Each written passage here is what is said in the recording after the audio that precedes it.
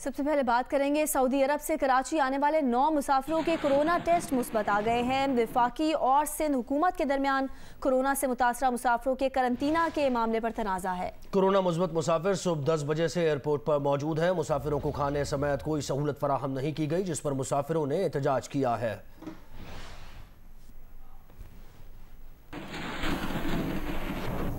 Chairman Peoples Party Bilawal Bhutto Zardari سے برطانوی high commissioner Christian Turner نے ملاقات کی ہے۔ ملاقات میں دونوں ممالک کے باہمی تعلقات پر تبادلہ خیال کیا گیا ہے۔ ملاقات میں دونوں ممالک میں تجارتی روابط بڑھانے پر اتفاق کیا گیا ہے۔ چیئرمین بلاول بھٹو زرداری نے کہا کہ پاک برطانیہ تعلقات ہر دور میں مثالی رہے ہیں۔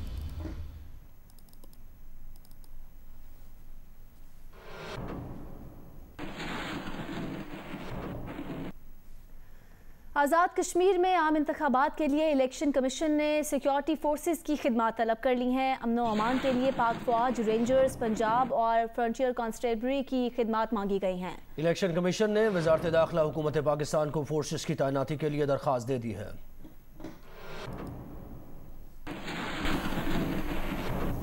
کراچی کے علاقے ڈیفنس فیز 6 میں پالتو کتوں کا چہل قدمی کرنے والے شہری پر حملہ۔ واقعے کی سی سی ٹی وی ویڈیو سامنے آ گئی۔ کم عمر نوجوان 2 کتوں کو بغیر رسی ڈالے لے کر گھوم رہا تھا۔ نمائندہ جیو نیوز کاشف مشتاق ہمارے ساتھ موجود ہیں۔ کاشف، کتوں کے مالک کے خلاف اب تک کیا کارروائی کی گئی ہے؟ جی دیکھیں، مالک کو بھی جو ہے وہ پولیس کی جانب سے مقدمے میں نامزد کیا گیا ہے، لیکن مالک نے گرفتاری کب جو ہے وہ اپنی ضمانت کروا لی تھی۔ اس وجہ سے جو ہے وہ مالک کو اب تک گرفتار نہیں کیا گیا ہے، لیکن جو یہ کتے ہیں ان کے جو 2 ملازم تھے، ان دونوں ملازم کو جو ہے وہ پولیس کی جانب سے گرفتار کر لیا گیا ہے۔ 16 جون کا یہ واقعہ ہے۔ صبح سویرے کا ایک شہری جو ہے وہ جاگنگ کرنے کے لیے جو اپنے گھر سے باہر گھوم رہا ہے، اسی دوران جو ہے کتے بھی وہاں موجود ہے اور بغیر رسی کے کتے جو ہے باہر ٹہلائے جا رہے تھے، تو اسی دوران ان دونوں کتوں نے شہری پہ حملہ کیا اور بری طرح اسے جو ہے وہ زخمی کیا۔ اس کے بعد اس واقعے کی سی سی ٹی وی فوٹیج جو ہے منظر عام پر آئی اور فوٹیج میں بھی ہم نے دیکھا ہے۔ تاہم پولیس کی جانب سے اس کا مقدمہ درج کر لیا گیا ہے اور مقدمہ درج کرنے کے بعد دونوں ملازمین کو جو ہے وہ گرفتار کر لیا گیا ہے، جبکہ مالک تاحال گرفتار نہیں ہوا ہے۔ تاہم پولیس کی جانب سے بتایا جا رہا ہے کہ جو کتے ہیں ان کے لیے جو ہے وہ متعلقہ جو ادارہ ہے اسے خط لکھ دیا گیا ہے اور کہا گیا ہے کہ ان دونوں کتوں کو جو ہے وہ تحویل میں لیا جائے، جبکہ جو اس بنگلے کا مالک تھا اس کی جانب سے دونوں کتوں کو جو ہے وہ چھپا لیا گیا ہے۔ پولیس کی جانب سے گھر پر چھاپا مار کارروائی بھی کی گئی، لیکن کتے جو ہیں وہ قبضے میں نہیں لیے گئے۔ جی بہت شکریہ کاشف مشتاق، آپ نے ڈیٹیلز دی۔ ابھی آپ کو براہ راست لیے چلتے ہیں۔ پی ٹی آئی کے رہنما حماد اظہر اس وقت پریس کانفرنس کر رہے ہیں۔ ایڈ کر دیے گئے، یکساں ایڈ کیا کر دیے گئے، اور نہ ہی یہ دیکھا گیا کہ یہ پروجیکٹس کہاں لگائے جا رہے ہیں۔ کہ اگر ایک کوئلے کا پلانٹ ہے جس نے امپورٹڈ کوئلے پہ چلنا ہے اور اس کو آپ مڈ کنٹری لگا رہے ہیں اور ₹1.5 یونٹ صرف کوئلے کو کراچی سے سائی والے جانے کی کاسٹ آ رہی ہے، تو ایسی چیزوں کو بھی نہیں دیکھا گیا۔ اب اس پالیسی کے تحت تمام اصول وضع کیے گئے ہیں سارے صوبوں سے مل کے، کہ ایک ٹرانسپیرنٹ یعنی شفاف طریقے سے لیسٹ کاسٹ بیسس پہ سب سے کم پرائسنگ کے اوپر اوپن کمپیٹیٹیو بڈنگ کے ذریعے، یعنی کہ کھلے عام بڈنگ کے ذریعے ان جو ہیں وہ پروجیکٹس اپروو بھی کیے جائیں گے یا ڈس اپروو کیے جائیں گے اور آپ کے پاور پلان کے اندر وہ شامل ہوئیں گے۔ اسی پالیسی کے اندر اسپیشل ٹارگٹس موجود ہیں رینیویبل انرجی کے، یعنی وہ انرجی جو جس کو ہم صاف انرجی کہتے ہیں۔ اس کے اندر ہائیڈل کے منصوبے بھی شامل ہوں گے لانگ ٹرم، کیونکہ ماضی میں ہم نے دیکھا کہ ایک کمی ہمارے پاور سیکٹر میں یہ بھی رہی کہ لانگ ٹرم ویو نہیں لیا گیا۔ اگلے سال بجلی چاہیے، چاہے جس مرضی قیمت پہ، جس مرضی فیول پہ بجلی چاہیے۔ تو اب ہم کیونکہ یہ لانگ ٹرم ویو ہے، 10 سال کی پالیسی ہے، تو اس کے اندر ہم لانگ ٹرم اپنے لوکل فیولز کو ڈیولپ کرنے کی پالیسی بھی اس میں وضع کی گئی ہے۔ اس کے اندر ایک شفافیت کا بھی رول ہے کہ اب ایسے نہیں کہ کوئی آئے گا اور آپ کو ٹیرف ہاتھ میں پکڑا دے گا ڈالر انڈیکسڈ ریٹرنز کی بنیاد کے اوپر، G2G ارینجمنٹ ساورن گارنٹی کی بنیاد پیچھے ہوئے گی، ایسے نہیں۔ ایک اوپن کمپیٹیٹیو پروسیس کے ذریعے تمام پرائیویٹ انویسٹرز کو آپس میں، جس طرح ایک آکشن ہوتی ہے اس طرح جو ہے وہ G2G کے لیے علیحدہ ہم نے پروویژنز رکھی ہیں۔ جو اسٹریٹجک پروجیکٹس ہیں، مسٹ رن پروجیکٹس ہیں، ان کے لیے ہم نے علیحدہ پروویژن رکھی ہے، لیکن جو ایڈیشن کا میجورٹی ہم کرنا چاہ رہے ہیں وہ ہم اس ایک شفاف طریقے سے کرنا چاہ رہے ہیں۔ اب اگلا قدم کیا ہے؟ یہ پالیسی ہے جو کہ کافی 2 درجن پیجز پہ، اور اس کے اندر بڑے یہ آپ سب کے ساتھ شیئر کر دی جائے گی آج، اس کے اندر جو اصول ہیں وہ وضع کیے گئے ہیں. ایک ایک لفظ کے اوپر بڑی تفصیلی بحث ہوئی. 4 کاؤنسل آف کامن انٹرسٹ کی میٹنگ صرف اس ایشو کے اوپر ہوئیں, اور 100 سے زیادہ میٹنگز مختلف اسٹیک ہولڈرز صوبوں کے ساتھ اور مختلف ڈپارٹمنٹس کے ساتھ اس کی کو مرتب کرنے میں پچھلے 2 ماہ کے اندر ہوئی ہیں. اب یہ کیونکہ پالیسی آ گئی ہے, اب اگلا سٹیپ ہے کہ اس پالیسی کے نیچے تو 10 کے قریب یا زیادہ 12 کے قریب ہم سب پالیسیز بنیں گی, جنریشن کی, ٹرانسمیشن کی, رینیوبل وغیرہ وغیرہ, اور وہ ایک نیشنل الیکٹریسٹی پلان کا حصہ بنے گی. اور وہ نیشنل الیکٹریسٹی پلان جو ہے اس کی تمام ویریبلس کو ایک کمپیوٹر ماڈل جس کو IGCEP کے نام سے ہم کہتے ہیں, جو ہمارے اکنامک میرٹ آرڈر کو ایونچولی جا کے ریپلیس کرے گا جب کاؤنسل آف کامن انٹرسٹ اس IGCEP کے ماڈل کی بھی اپروول دیتا ہے. یہ پالیسی 2005 سے اس کے اوپر ایک خواہشات تو حکومتوں نے رکھی کہ ایسی کوئی پالیسی لائی جائے, لیکن نہیں لائی گئی, اور اس کی مختلف وجوہات ہو سکتی ہیں. کچھ اتنا انٹرسٹ نہیں لیا گیا, کچھ شاید صوبوں کے اندر اتفاق نہیں ہوتا تھا. آج الحمدللہ یہ ایک تاریخی مقام ہے کہ ہم ایک نیشنل الیکٹریسٹی پالیسی بنانے میں کامیاب ہوئے ہیں, اور میں سمجھتا ہوں کہ اس کے اثرات ہمیں در حقیقت 10 سال بعد 5 سال بعد نظر آئیں گے, جب ہماری آنے والی اور خاص طور پہ ہماری آنے والی نسلیں جو ہیں ان کو سستی بجلی اور انوائرمنٹلی فرینڈلی بجلی اور ایسی بجلی جو آپ کے زیادہ سے زیادہ لوکل فیولز پہ منحصر ہے وہ ملے گی. اس وقت ہمارا بہت بڑا جو پرابلم ہے الیکٹریسٹی کا وہ صرف جنریشن نہیں ہے, پیداوار نہیں ہے, وہ فائنینشیل پرابلم بن چکا ہے. یعنی کہ ہم نے ایکسپینسو فیولز پہ مہنگے معاہدے کیے, تو اب ان بجلی گھروں کو دینے کے لیے 800 ارب سالانہ کے یا 1500 ارب سالانہ کے پیسے دینے میں دقت آتی ہے, جس سے گردشی قرضے بڑھتے ہیں. دوسرا ہمارا بہت بڑا باٹل نیک ٹرانسمیشن کا ہے کہ آپ بجلی گھر تو جتنے مرضی ایڈ کر لیں, 33,000 انسٹالڈ کیپیسٹی کر لیں, ڈیپینڈیبل کیپیسٹی, آپ کے پاس 24,000 میگا واٹ سے زیادہ تو ترسیل کا کیپیسٹی نہیں ہے. اور البتہ کہ اس کیپیسٹی کو پچھلے 2 سال میں 4,000 میگا واٹ سے بڑھایا گیا, 20,000 تھی پھر 24,000 پہ آئی, لیکن ابھی بھی اس میں کم از کم 10,000 میگا واٹ مزید ایڈیشن جو ہے یہ مانگتی ہے. اور اس سال ہم نے ریکارڈ 100 ارب سے زیادہ فنڈز رکھے ہیں جو ٹرانسمیشن کے اندر جائیں گے, اور یہ پچھلے 3 سال کے سارے فنڈز ملا کے اس سے زیادہ ہیں.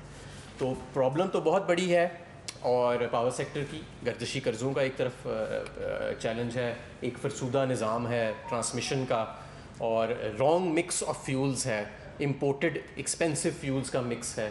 یہ ساری پرابلمز اپنی جگہ, لیکن ہم نے ایک بنیاد رکھی ہے کہ جہاں ہم ڈے ٹو ڈے بیسس پہ ان پرابلمز کو حل کر رہے ہیں, مستقبل کے لیے اور مستقبل کی نسلوں کے لیے ایک پلانڈ طریقے سے کسی لانگ ٹرم ویو کے ساتھ ہم اب انشاءاللہ تعالیٰ بجلی کی ترسیل, بجلی کی پیداوار اور اس کی فراہمی اور اس کی ٹیرف سیٹنگ جو ہے اس کے اوپر ہم اب آہستہ آہستہ اس کو ٹھیک سمت میں لے چلیں گے. اور اگلا جو اس کا جو پلان جو اس کے اندر قدم ہے وہ میں نے آپ کو بتایا کہ اس پالیسی کے اندر جو اصول طے ہو گئے ہیں ان اصولوں کی بنیاد پہ ایک نیشنل الیکٹریسٹی پلان بنایا جائے گا, جو کہ اس سے بھی زیادہ ایک جامع ڈاکیومنٹ ہوئے گا, اور اس کے اندر ہر چیز کی زیادہ گہری تفصیل ہوئے گی. اب میں گزارش کروں گا ڈاکٹر وقار صاحب سے کہ وہ اپنی بہت بہت شکریہ جناب. ابھی میں آپ کے سامنے چند جو موٹے موٹے اعتراضات آئے ہیں بجٹ کے سلسلے میں, ان کے بارے میں آپ بھی کوئی سوال کریں گے, انشاءاللہ میں اس کا جواب دینے کی کوشش کروں گا. دیکھیے, ایک بات یہ کہی جا رہی ہے کہ ٹیکس سے متعلق جو اہداف رکھے ہیں وہ غیر حقیقت پسندانہ ہے. میں ایک ایک کر کے ہی اس ساری چیز کو لے لیتا ہوں. دیکھ, ریئلسٹک نہیں. اچھا, اب میں آپ کو بتا دیتا ہوں, یہ ہم نے اور وزیر خزانہ نے اپنی تقریر میں بھی تفصیل سے اس کے متعلق بات کی ہے. اگر یہ سال ہم تقریباً 4700 کے اوپر ختم کریں, امکان یہ ہے کہ اس سے بھی انشاءاللہ آگے ہم ختم کریں گے, تو اگلے سال کے لیے جو نامنل جی ڈی پی کا بڑھنا کا اندازہ 5% کی تو گروتھ ہے اور 8.2% کا انفلیشن ہے, تو ان دونوں کو جب ہم جوڑتے ہیں تو 13.2% کی نامنل جی ڈی پی جو ہے وہ آئے گی. اور اس کو اگر آپ ضرب کریں 4700 سے تو آپ کے سامنے 53 تک جو ہے 5300 تک جو ہے آپ چلے جائیں گے۔ اس کے بعد ہم نے بجٹ کے اندر جو اقدامات کیے ہیں وہ 2 طرح کے اقدامات ہیں۔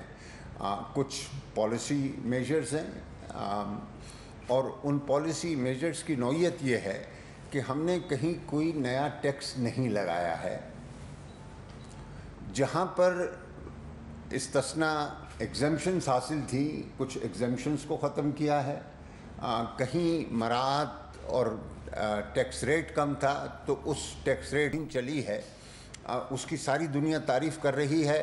افغانستان سے بارڈر پہ فینسنگ ہو گئی ہے، تقریباً مکمل ہے، اس سے بھی اس کو تقویت پہنچی ہے۔ اور ہم مزید، اور آپ نے دیکھا کہ وہ جو تیل ایران سے آ رہا تھا اور اٹک تک اس کی بکری ہو رہی تھی، اس سب کو ہم نے ایک منظم مہم کے تحت اس سارے عمل کو ختم کر دیا۔ یہ سب اینٹی اسمگلنگ، جو کسٹمز کا جو انفورسمنٹ ہے اینٹی اسمگلنگ کا، ان کے ذریعے ہو رہا ہے۔ تو لہٰذا اس کام کو ہم مزید فروغ دیں گے اور ہمیں یقین ہے کہ کسٹمز نے بے مثال کامیابی حاصل کی ہے اس سال اپنے ریونیو کو حاصل کرنے میں بھی، اور یہ جو انفورسمنٹ کے اقدامات ہیں ان کو کرنے میں۔ لہٰذا میں یہیں تک اس بات کو رکھتا ہوں کہ یہ بہت سوچ سمجھ کے ٹارگٹ، اور دیکھیں یہ بعض لوگ کہتے ہیں کہ اچھا آپ بیٹھیں گے پھر پروکیورمنٹ ہوگا اور طرح طرح کی بات اسی جی ایس ٹی کے اندر، تو جناب آج بھی بیٹھے ہوئے اسی پہ کام ہو رہا تھا اور مشورے بھی ہو رہے ہیں۔ ایک ایڈوائزری گروپ بنایا جا رہا ہے جس کی صدارت خود وزیر خزانہ کریں گے، اور اس میں وہ لوگ کام کر رہے ہیں جنہوں نے ساری زندگی ریٹیل کا شعبہ جو ہے اس میں کام کیا ہے اور اس کے سارے جو مشکلات ہیں اور اس میں جو صلاحیتیں ہیں ان سب سے آگاہ ہیں۔ تو یہ ٹیکس کے متعلق ہو گیا۔ پھر لوگوں نے کہا کہ نہیں جی یہ جو آپ کے ریونیو ہی سائٹ پر آپ نے 610 ارب کا ٹارگٹ رکھا ہوا ہے پیٹرولیم لیوی کا۔ اس وقت تو پیٹرولیم لیوی 4-5 روپے پہ کھڑی ہے اور اس کے لیے 25 تک جانا پڑے گا، تو یہ بھی جو ہے انریلسٹک ہے۔ تو ہماری گزارش یہ کہ دیکھیں پچھلے 4 مہینے سے حکومت کی یہ پالیسی تھی کہ پیٹرولیم کی پرائسز جو ہیں وہ مستحکم رہیں، اور دنیا میں جو ہے پیٹرولیم کی پرائسز آسمان کی طرف جاری ہیں۔ اب تو 73-74 کے بعد ذرا سا گرا ہے، لیکن ابھی تک جو ہے آگے کی طرف ہے۔ تو ہم نے تو اس سیکٹر سے جو حقیقی پوٹینشل ہے اس کے تحت یہ اندازہ لگایا ہے۔ یقیناً شروع کے اندر ہمیں مشکلات کا سامنا ہوگا، لیکن ہم دیکھ رہے ہیں کہ بہت اچھے مواقع بھی جو ہیں ہم کو نظر آ رہے ہیں منظر میں۔ مثال کے طور پہ اگر ایران پہ پابندیاں ہٹ گئیں تو ایران کی آمد سے آئل مارکیٹ جو ہے اس کے اندر بڑی مثبت تبدیلیاں آئیں گی لوگوں کے لیے۔ اسی طریقے سے آپ نے پڑھ لیا سعودی عرب سے ایک سہولت ہم کو ابھی 1.5 بلین کا اعلان ہوا ہے، وہ میسر آ گئی ہے، اس سے بھی ہمیں آسانی ملے گی۔ لیکن اگر اس مد میں ہماری کمی ہوتی ہے تو ہمارے پاس 25 اور مدات ہیں جس کے اندر ابھی تو ہم نے سارا جو پرائیویٹائزیشن سے ہم چیزیں حاصل کر سکتے ہیں وہ رکھے بھی نہیں صحیح طریقے سے، صرف LNG کے جو پروجیکٹس ہیں ان کو رکھا ہے۔ مزید برآں ہم نے جو ایک امکان ہے ٹیلی کمیونیکیشن کے، اب 5G کے لائسنسز جو ہیں ان کا وقت آ رہا ہے، پھر ابھی رینیول بھی آنے والا ہے، تو ہم نے پورے جو ہے جو پوٹینشل ہے اس کو نہیں کیا ہے۔ پھر اس کے علاوہ کچھ لوگ ہمارے ترقیاتی بجٹ کے اوپر بھی معترض ہیں اور کہ یہ کہ جی 650 یا 630 ارب روپے آپ نے خرچ کیے ہیں، 900 ارب روپے کہاں سے خرچ کریں گے۔ یہ بھی ایک عزم نو کے ساتھ ترقیاتی پروگرام جو ہے وہ شروع کیا جا رہا ہے۔ آپ کو معلوم ہے پوسٹ بجٹ پریس کانفرنس میں وزیر خزانہ نے تفصیل کے ساتھ باٹم اپ اپروچ جس کو لے کے چل رہے ہیں بجائے اس کے کہ ٹرکل ڈاؤن ہو، اس کے اوپر تفصیل سے انہوں نے، میں ان باتوں کو دہرانا نہیں چاہتا، وہ ہم کام کر رہے ہیں، عوام کے پاس جا رہے ہیں، ان کی حالت کو بہتر کر کے اس سے ترقی کے عمل کو جو ہے शुरू करने का हमने अज़्म किया है। इसके अलावा देखें, ये जो फिस्कल डिसिप्लिन जब ये हुकूमत आई तो 3.8 का प्राइमरी डेफिसिट था। अब ये साल ख़त्म हो रहा है, इंशाल्लाह 1% का वो रह जाएगा और अगले साल जो है इसी चीज़ को आगे बढ़ाते हुए हमने उसको सिर्फ 0.6 पे रखा है। और अगर इसमें से भी जो एक दफ़ा होने वाले अखराजात हैं, मिसाल के तौर पे कोविड से मुताल्लिक या जो हम IPPs के साथ मुआहदात कर रहे हैं और उससे कुछ सेटलमेंट कर रहे हैं, उन अखराजात को जो वन ऑफ हैं उनको अगर निकाल दें तो ये प्राइमरी डेफिसिट इंशाल्लाह पॉजिटिव 0.1 के अंदर जो है आ जाता है। तो यहाँ भी मेरी गुजारिश ये है कि हमने किसी गैर हकीकत पसंदी का मुजाहरा नहीं किया है। एक और बात जो रखी जाती है वो सूबों का 570 अरब रुपए का जो सरप्लस हमने दिखाया है उसके मुतालिक कुछ कलाम करते हैं लोग, उस पर तनकीद करते हैं। मेरी अर्ज़ ये है कि हमने यकतरफ़ा तौर पर अपनी मनमानी से ये अंदाज़ा नहीं लगाया। मुश्तरका मफादात काउंसिल के इजलास के बाद मुआविन खुसूसी वक़ार मसूद और वफाकी वज़ीर तवानाई हमाद अज़हर प्रेस कॉन्फ्रेंस कर रहे हैं।